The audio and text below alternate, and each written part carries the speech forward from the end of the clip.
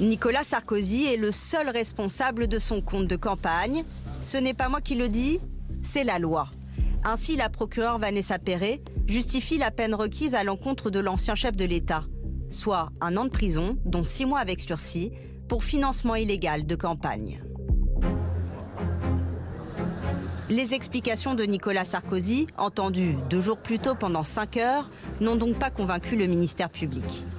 Selon l'ancien président, en aucun cas sa campagne de 2012 n'a coûté plus cher que celle de 2007. Il n'y a pas eu d'emballement. Mais elle est où, ma campagne en or massif, a-t-il demandé au tribunal. Vous êtes 200 000 !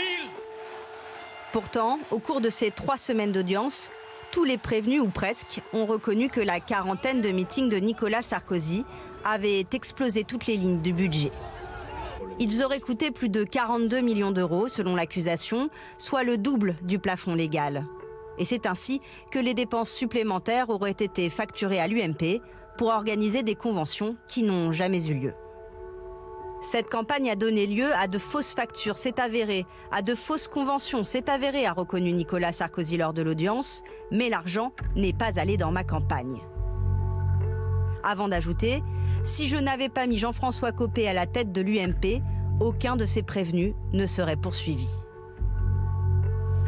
Jean-François Copé, entendu lui aussi par la Cour, mais en tant que témoin puisqu'il n'est pas poursuivi dans cette affaire, n'a pas hésité à viser Nicolas Sarkozy. Quand on lui demande qui a décidé la fraude, il répond « Dans ces cas-là, il faut toujours se demander à qui cela profite. Je remarque que cela s'est fait dans le cadre d'une campagne présidentielle. » Des peines de prison avec sursis ont été requises à l'encontre des 13 autres prévenus. 3 ans de prison avec sursis pour Jérôme Lavrieux, qui a reconnu avoir participé au système. Ce qu'a nié Bastien Milot, le fondateur de Big Malion. 2 ans, dont 1 an avec sursis, ont été requis contre lui. Demain, la parole sera à la défense.